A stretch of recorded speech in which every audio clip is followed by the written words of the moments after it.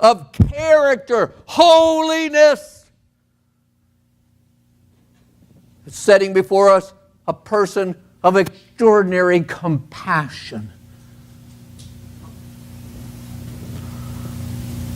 whose interests lie in broken, fallen men's lives. When you go to work tomorrow and your fellow employee comes up and says, "I've got some problems," you'll be going to the restroom or somewhere else. How do we avoid other people's troubles and problems? Got enough of my own, brother. But this person in the text seeks out the troubled and the problems.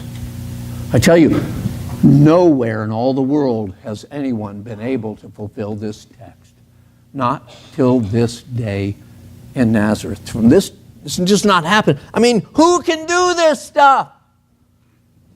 Broken-hearted people can't even heal their own hearts. Blind people can't even recover from their own blindness. People that are bruised can hardly get themselves up and going again. People who are depressed and taken captive can't manage to get their own way out of that situation. They've been taken captive.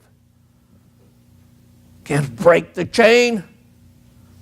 Can't push apart the bars. Who can do this? They're all waiting.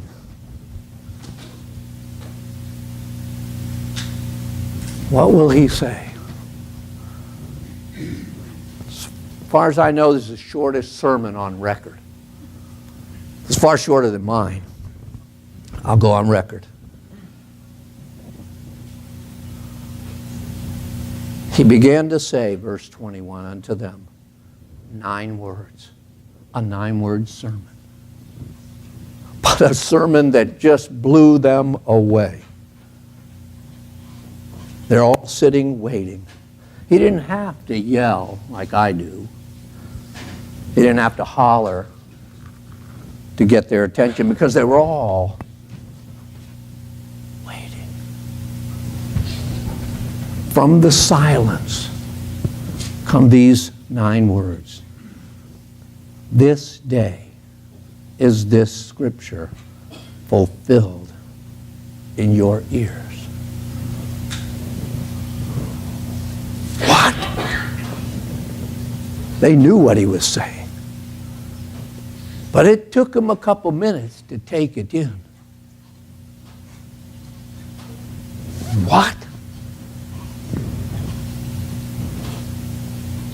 What? This day? Is this scripture fulfilled in my hearing? Did I hear him right? Is that what he said? Then all bear him witness, and they wondered. What?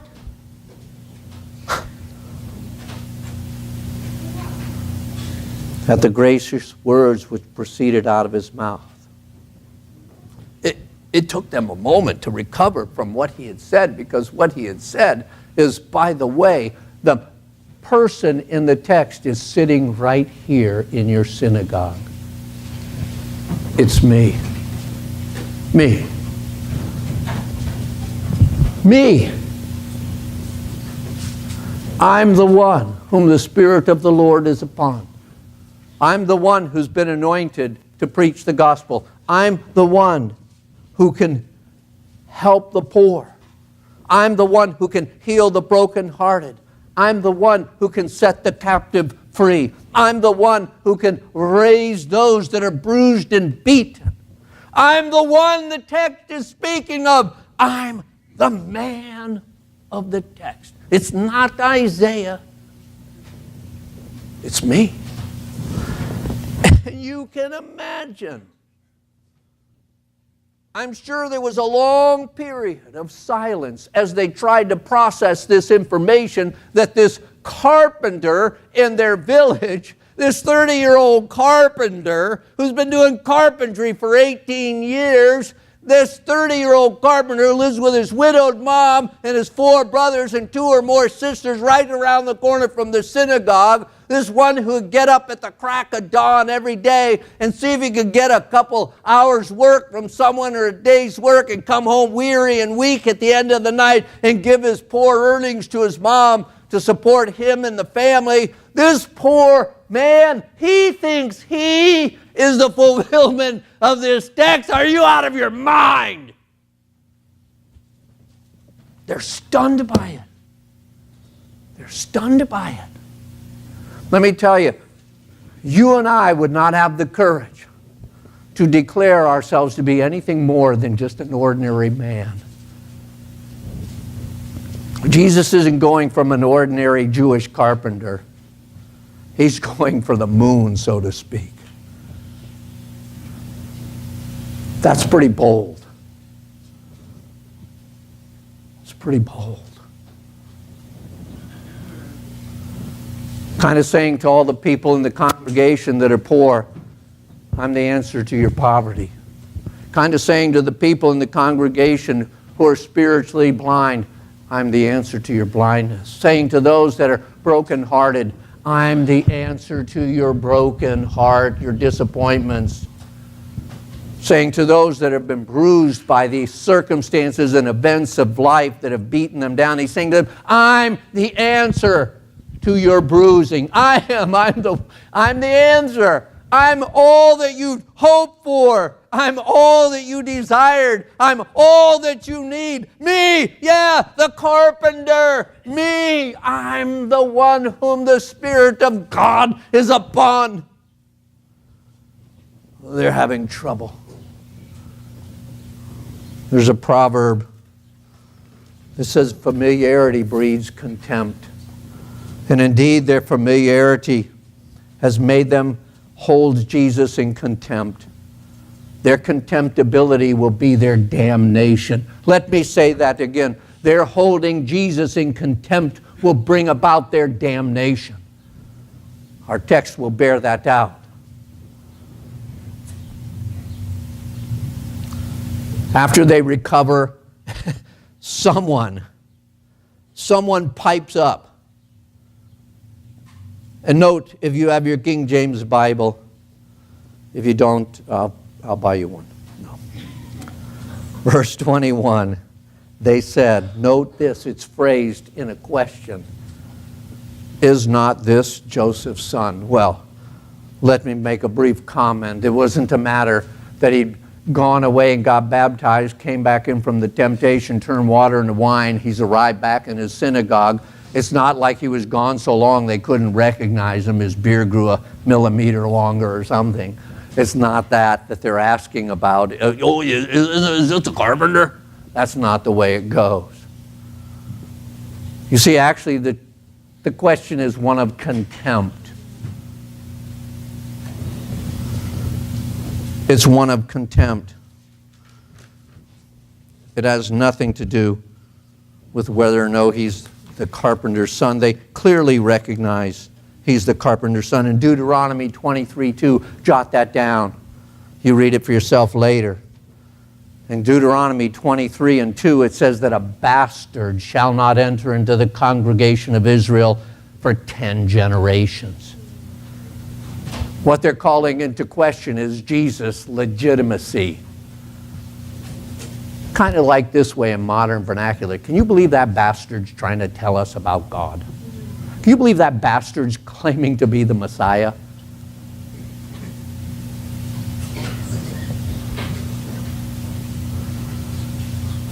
They're questioning whether or no he's the legitimate son of Joseph. Is this Joseph's son? You see, when you grow up in a small town like that and you spent all your life in the small town and your mom was a virgin in the small town and went away to Jerusalem and came back pregnant, there's some question of whether or not Joseph was the one who made her pregnant, because they get married after she's already pregnant, and you know we've been down that story.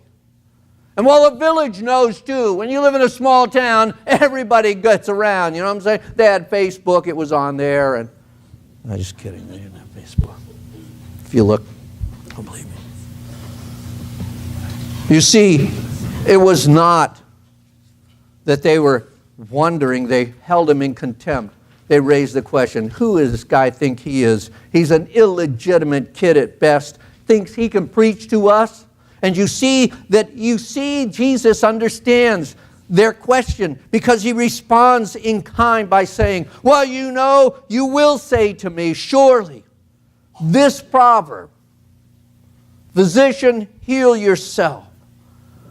In other words, before you begin to think you have some way of healing our lives, remedying our lives, of ministering to us, why don't you take care of your own life first, illegitimate son of Joseph?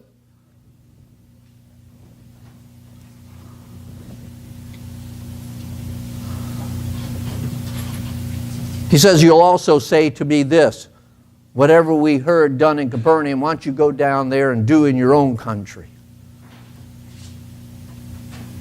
Verse 24, he says, I knew it was going to happen. I told you the truth. 9 words, and you held me in contempt, and you've already rejected me in your heart. You will not receive me. You're kicking me out. Go on down there. Your own country. We don't want you around here. And I tell you the truth, he says, I know you're going to reject me just like they rejected Elijah. Because in Elijah's day, he says, there were many widows in Israel. And the heaven was shut up 3 years, 6 months. Very interesting. But Jesus' ministry will be 3 years, 6 months. And like the widows who had a 3-year, 6-month opportunity to go and be ministered to by Elijah during the time of famine, they didn't take advantage of it. And they didn't go to Elijah. And they didn't go and they didn't get. And they starved rather than going to Elijah. 3.5 years of opportunity for all the widows in Israel to run on down to Elijah and say, look, can you make my barrel full like you did the widow? But they rejected Elijah, and therefore their barrels were empty.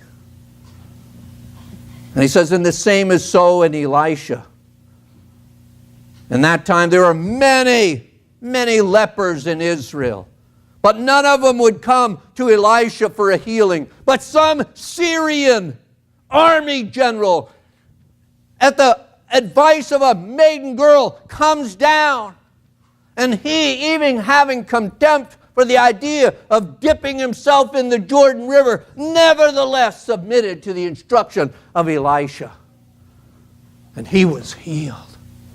But all the rest of the lepers in Israel, not a one was healed, but Elisha was there. He could have healed them all. Well, why didn't he? Because he was waiting for the lepers to come to him like Syrian. And I tell you, there's a lesson you got to learn from this. If you learn nothing else, you hold Jesus in contempt, you lose all his blessings. It's not incumbent upon him to open your blind eyes if you don't come and ask. It's not incumbent upon him to heal your brokenhearted if you don't believe he can do it and you won't come to him for it. That's the illustration. He says, God sends prophets, but the people didn't take advantage of the prophet and his message, and they perished in their leprosy, and they perished in their famine. It's not because God didn't want to save them. All he asked of them is that they would come to the prophet and embrace him. And so it is with me. You call me a bastard, and you send me away. You'll suffer like the widows and lepers in Israel. You'll receive no healing. They knew what he said. Verse 28, and they in the synagogue, when they heard these things, they were filled with wrath. How dare this carpenter, illegitimate son, think he can talk to us like that? They rose up. They thrust him out of the city. They led him into the brow of the hill whereupon the city was built, that they might cast him down headlong. They're going to throw him off a cliff. Do you see that? Here's the guy that can open the eyes of the blind. In their opinion, throw him off the cliff. Here's the guy that can heal a brokenhearted. In their opinion, throw him off the cliff. Here's the guy that can heal the bruised. Throw him off the cliff. Throw him off the cliff. This is where we live today. We live in a world just like theirs, filled with broken-hearted, bruised, blind people.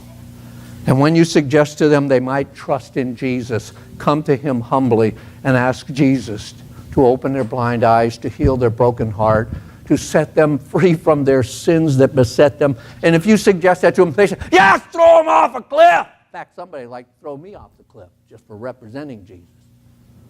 Throw those preachers off a cliff. They're useless. Throw them off the cliff. But He, passing through the midst of them, went His way, and He came down to Capernaum, a city in Galilee.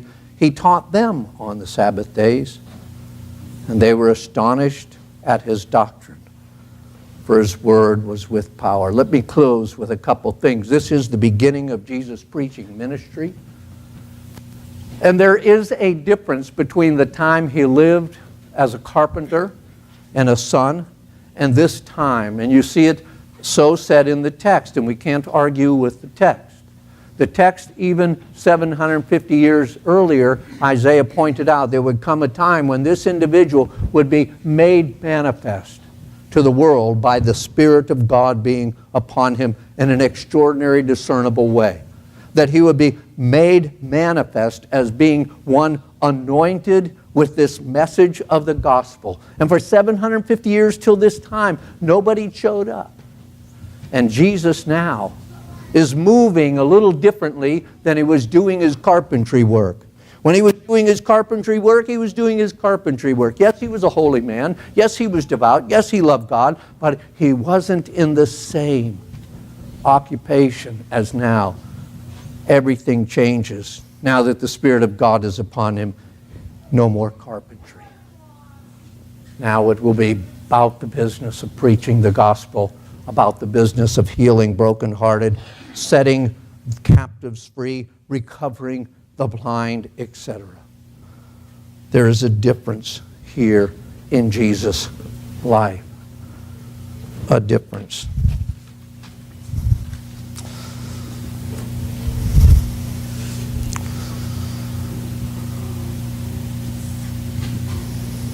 I think I've expounded enough.